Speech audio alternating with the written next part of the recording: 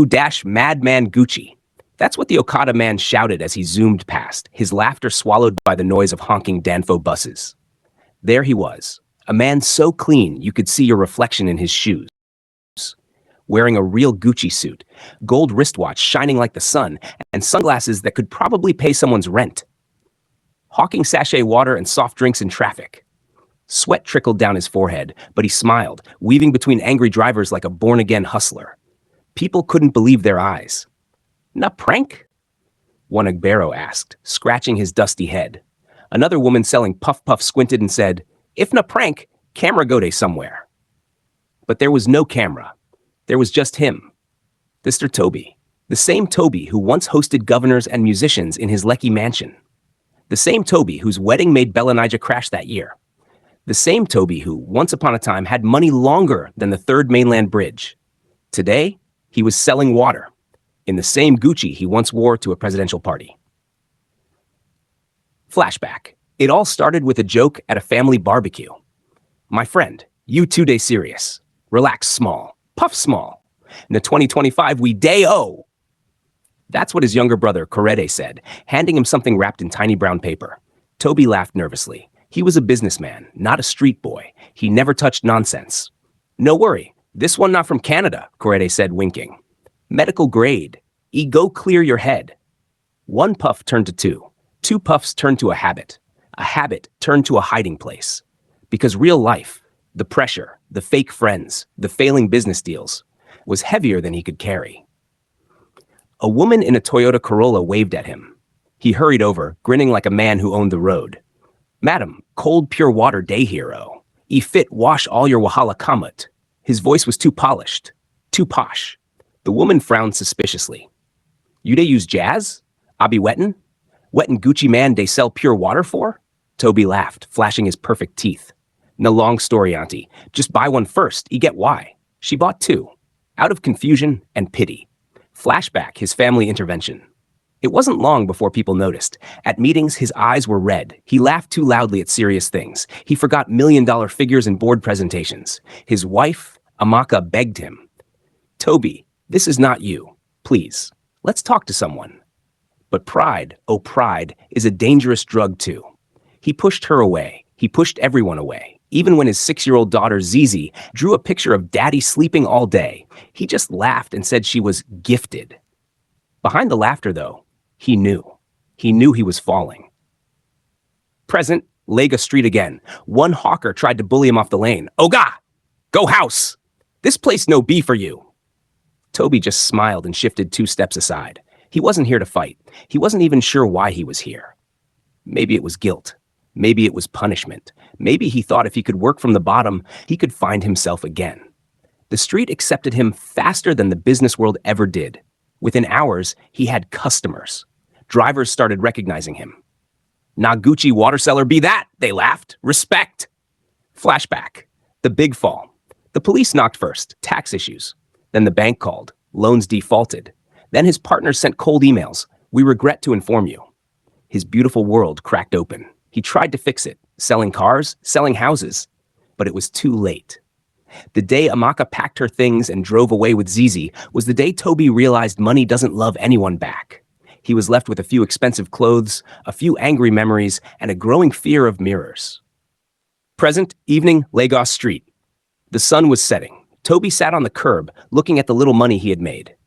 Not much. Maybe enough for jollof rice and 1 sachet of pure water for himself. And yet, somehow, for the first time in months, he felt alive. Maybe this was what he needed, to be small again, to be real again. Maybe rock bottom wasn't the end. Maybe it was the ground he needed to rebuild. But as he packed his unsold drinks into a nylon bag, a black Jeep pulled up beside him. The window rolled down. It was a face from the past. Korede, wearing a suit, looking fresh and dangerous. "Tobi, Omo Baba long time. How market?" His voice dripped with sarcasm. Tobi swallowed hard. He knew that voice. He knew that look. And he knew. This meeting wasn't about brotherhood. It was about something worse. Part 2. Blood money or street hustle. The streetlights flickered like dying candles. Tobi squinted into the black Jeep beside him. His brother, Korede, smiled that old dangerous smile, the one that always led to trouble. Guy, wetin you dey find for street? Korede asked, laughing softly. Dem don reduce billionaire to water boy? Tobi wiped sweat from his forehead and forced a laugh. At least I day work. Better pass beggar. Korede leaned closer. Who talk say you go to suffer? Tobi, I get one simple business. E go pay pass all this nonsense. Tobi stiffened. He knew business in Korede's mouth was never simple and never clean. Growing up, it was Tobi who wore clean uniforms, polished shoes. It was Korede who always came home dirty, sometimes with blood on his knuckles. Their father used to say, 2 sons, 1 goat, 1 lion. Tobi was the goat, Korede was the lion, and sometimes the lion ate the goat. Present, Korede didn't wait for permission. He popped open the passenger door. Enter first, make I yarn you small. Tobi hesitated. The nylon bag in his hand felt heavy, not from the weight of water bottles, but from the weight of decisions he had avoided too long. He climbed in. The AC blasted cold air in his face, and for a moment, he forgot the sweat and the dust. Korede pulled out a blunt, lit it casually. Relax. You too dey fear. Life na risk. Tobi coughed, waving the smoke away. I know they do that thing again, Korede. I want start fresh. Korede laughed like it was the funniest joke he had heard all year. Fresh? For Lagos? Omo. Lagos na jungle. Nah who hustle sharp they chop. Others go drink pure water tire. Then he dropped the bomb. 1 pickup, 1 drive, you fit collect 5 million naira clean. Just like that. Tobi's heart skipped. 5 million? It would clear his debts, maybe even bring Amaka and Zizi back. But he knew better. Anything easy with Korede was never clean. Light humor posal. Wetin you wan make I carry? Snake? Ghost? Human being? Tobi joked nervously. Korede chuckled darkly. No be human being, Mumu. Nah, just small package. Green package. Tobi froze. Green, like marijuana? Korede shrugged. Call him wetin you like. Na just plant. God create himself. We day help him market. Tobi buried his face in his hands. How did he go from signing million-dollar contracts to being asked to smuggle weed? Flashback. Korede go spoil you if you no careful, Amaka had once said. That boy no get break for bad things. He had laughed it off then. He wasn't laughing now. Present, the offer gets worse. No be only local runs Korede continued, sensing Tobi's hesitation. Nah export. E day go Yankee. Big boys day involved? You day fear? Fear? Tobi wasn't just afraid. He was terrified. This wasn't just hawking water anymore. This was prison time. This was death, even. Think Korede said, patting his shoulder roughly. Opportunity no day knock 2 times. He dropped a brown envelope on Tobi's lap. Inside, 500,000 naira cash, just to encourage him. Take this first. If you no deliver, now you're wahala. If you deliver, another 4.5 mem a day wait. The car door swung open. Decide fast, big brother. Lagos no day wait for anybody. And then Korede drove off, leaving Tobi standing in the dark street, holding an envelope heavier than any sachet water. Last conversation with Z. Before Amaka left, Zizi had hugged him tightly and whispered, Daddy, promise you won't become a bad man. Tobi had promised, hand over heart, tears in his eyes. But promises are easy. Keeping them is hard when the world pushes you to the edge. Present. Tobi sat back on the curb. The money in his hands burned like hot coals. Sweat rolled down his face. Not from heat, but from fear. One choice could end his suffering. One choice could end his life. And the street, Lagos Street, just kept moving, uncaring, unbothered, just like life itself. Tobi looked up at the blinking stars. God, now which kind wahala be this? A Danfo bus zoomed past, splashing dirty water on him, soaking his Gucci. He didn't even flinch. He just sat there, thinking, drowning inside his own mind. Because tomorrow he would have to choose, sell water or sell his soul. And somewhere, deep inside him, he knew. Either way, there would be a price heavier than he could carry. Part 3, No Way Out. The sun hadn't even risen properly, but Lagos was already awake. Tobi sat on the edge of his small mattress, staring at the brown envelope like it was a ticking bomb. 500,000 naira. Blood money. Bad money. He hadn't slept all night. His mind kept flashing between 2 images. Zizi's bright, innocent smile. A prison cell closing shut. Outside, the sounds of street vendors setting up filled the air. The smell of frying akara drifted through the cracked windows. Tobi rubbed his hands over his face. "Today, I decide who I really am," he whispered. Light humor moment, confused neighbors. As he stepped outside, clutching the brown envelope awkwardly, the old woman next door eyed him suspiciously. "Ehen, Gucci boy, na money you dey carry like thief?" She cackled, missing 2 front teeth. Tobi forced a small laugh and tucked the envelope deeper into his jacket. "Mama Kafayat na pure water money," he lied. "En? Pure water weigh like bag of cement?" she muttered. Tobi hurried away before she asked more questions. Scene, a desperate plan. He had made up his mind. He wouldn't do Korede's dirty work. No matter how broke he was, no matter how much Lagos mocked him, he would return the money. Tell Korede, thanks but no thanks. Maybe he would beg Amaka. Maybe he would start cleaning car mirrors at traffic lights. Anything but crime. As he approached the meeting spot, an abandoned petrol station near 3rd Mainland Bridge, his heart pounded like a talking drum. The place was almost empty. An old, broken-down Jeep was parked under a faded total sign. Korede leaned against it, smoking, looking too relaxed.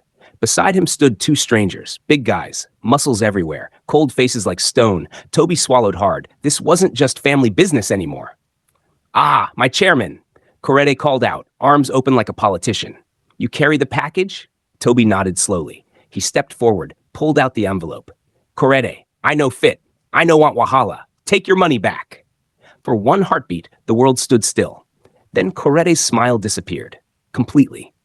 "You dey craze?" he said quietly. "You think say you get choice?" Tobi's mouth went dry. "Korede, I get peekin'. I no fit enter wahala." The 2 muscle guys moved closer, blocking the road behind him, trapping him. Flashback, his father's last words. "In this life, choose your brothers wisely. Blood alone no day enough." At the time, Tobi didn't understand. Now he did, painfully. Korede took a step forward. "You want disgrace me? After all I don't do for you? You dey form holy pass for Lagos?" He grabbed Tobi's collar roughly. "Oh yeah, you go carry Am by force." Tobi struggled, pulling away. "Korede, I beg now. You be my brother." Korede's face twisted into something ugly. "Brother? You remember brother when you dey ball with your lecky friends? When you dey drive Benz past me like I no exist?" He spat on the ground. "Today you go pay your debt, with your dignity or with your blood." The big guys moved closer. Tobi's heart raced. Fight, run, beg, all bad options. Suddenly, from nowhere, a group of area boys on bicycles zoomed past shouting, "Up, Nippa! Nippa, Don bring light! Make we charge phone now!" The moment distracted Korede's men, just for a second.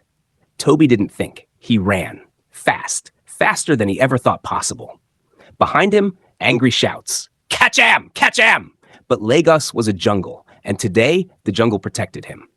He ducked into a narrow alleyway, climbed over a broken fence, and disappeared into the belly of the streets. Breathless, bruised, but free for now. Tobi found himself in an abandoned house behind a mechanic village. Oil drums everywhere, broken cars, dead rats. He sank to the ground, chest heaving. The brown envelope was gone, lost during the chase. But somehow, he felt lighter. He had chosen survival, not blood money, even if it meant starting from nothing. Again. Flashback. In his mind, he saw Zizi's picture again. Daddy sleeping all day, Daddy losing himself. "No, Zizi," he whispered, tears running down his cheeks. "Daddy dey fight back now." Seen Korede's revenge. But back at the petrol station, Korede wasn't smiling. Not anymore. He pulled out his phone, dialed a number. "Find Am, break Am, I no care." On the other end, a voice answered, "Yes, boss. We go find Am before nightfall." Because in Korede's world, there was no mercy. Tobi hadn't just refused an offer. He had signed a death sentence, and as the sun set over Lagos, the real hunt began. Part 4, The Price of Freedom. Night, Hidden Lagos. Tobi hid in the shadow of a burnt-out Danfo bus. The mechanic village smelled of oil, rubber, and desperation. His body ached, his mouth was dry, but his mind was clear for the first time in months. He had nothing left now. No money, no house, no water to sell. But he had something Korede could never buy back, his soul. When Zizi was born, he had whispered in her tiny ear, "No matter what happens, Daddy will always protect you." Tonight, he needed to protect that promise too, even if it killed him. Somewhere in the dark, Korede's men were searching. Motorcycles revving, flashlights slicing through alleys, loud voices barking orders. Check inside mechanic workshop. Break the small doors. Anybody we catch, beat first, ask later. Tobi knew he couldn't hide forever, and running would only delay the inevitable. He needed a plan. A crazy, desperate plan. Light humor, Lego Street hacks. He spotted an old pepper seller sleeping under an umbrella. Her wheelbarrow had empty jerry cans stacked up. An idea clicked. If Lagos taught him anything, it was how to disappear. 5 minutes later, Tobi was pushing the pepper seller's wheelbarrow through the streets, pretending to be just another tired trader. Even wore her torn wrapper like a scarf. If Zizi could see him now, she would laugh till her stomach hurt. Hidden inside the market crowd, Tobi finally pulled out a tiny Nokia phone he had hidden in his sock. No credit, no airtime, only one number saved, Amaka. He ran to a recharge card seller. "Bros, Abeg, sell me 100 Naira card. I go pay later." The man eyed him suspiciously. "You get face like thief," Tobi laughed breathlessly. "I be thief wey dey beg. Help me na." Maybe it was the desperation in his voice. Maybe it was the madness in his eyes. The man gave him a card. He quickly loaded it and dialed. The phone rang once, twice. Tobi's heart almost stopped. Then, "Hello?" Her voice, safe, familiar, painful. "Amaka, it's me." His voice cracked. "Tobi?" She sounded shocked, scared. "Where are you?" He wanted to say 100 things, but all he managed was, "I need help, please," before it's too late. Scene, Amaka's rescue. Amaka didn't ask questions. She just moved. 2 hours later, a beat-up Toyota Corolla stopped beside a gutter near the bus park. The door opened. Tobi dove inside. Amaka wore no makeup, hair tied back, eyes full of anger and love. "Where is Zizi?" Tobi asked immediately. "Safe, with my sister," she said, driving fast. Tobi finally breathed again. Flashback, why Amaka left. It wasn't the drugs. It wasn't the money. It was the lies. The way Tobi changed from a man who protected to a man who hid. And now seeing him bruised and broken, she knew. The man she fell in love with was still inside him, buried under layers of pain. Seeing Hide's trap closes in. As they sped down the road, Tobi noticed a black SUV in the side mirror, following, close. "Korede?" he said grimly. Amaka's hands tightened on the wheel. Tobi's mind raced. If Korede caught him, if he dragged him into that world again, it would be over. Not just for Tobi, but for Zizi too. The last stand. Turn left. Tobi shouted. Amaka swerved into a narrow road, small shops, barbers, a church with loudspeakers. "Park in front of the church," he ordered. Amaka obeyed. Tobi jumped out, ran inside. The pastor was preaching fire and brimstone. Without thinking, Tobi fell to his knees at the altar, hands raised, tears falling. The entire congregation gasped. "Pastor, one sinner won't confess," someone shouted. The pastor looked confused. Tobi cried out loud enough for all to hear. "My name is Tobi Adewale. I have sinned. I almost ruined my life with drugs and crime. But today, I choose God. I choose life." The microphone was still on. His words blasted through the speakers, across the street, into the SUV, into Korede's ears. The whole area now knew his story. There was no more hiding, no more fear, only truth. When Korede's men tried to enter the church, the pastor's security blocked them. "You no fit carry anybody from House of God. Touch am and Holy Ghost fire go fry unna." The crowd inside swelled. People surrounded Tobi, praying, singing, protecting him. In the chaos, Amaka slipped him back into the car, and they drove away. Days later, Tobi sat outside a small mechanic shop, working, fixing tires, changing oil, not in Gucci, not with millions, but alive, free, real. Zizi ran up to him after school, hugged him so hard he almost fell. "Daddy, you smell like grease," she giggled. He laughed deeply. "Better grease than prison," he said, kissing her forehead. Amaka watched them from a distance, smiling, maybe still hurt, but hopeful. Flashback, the real riches. His father's words echoed in his heart. Riches no be money. Riches nah when your family still call you daddy and mean it with love. Tobi understood now. Finally, he had lost the world, but he had found something better. His soul, his family, his freedom.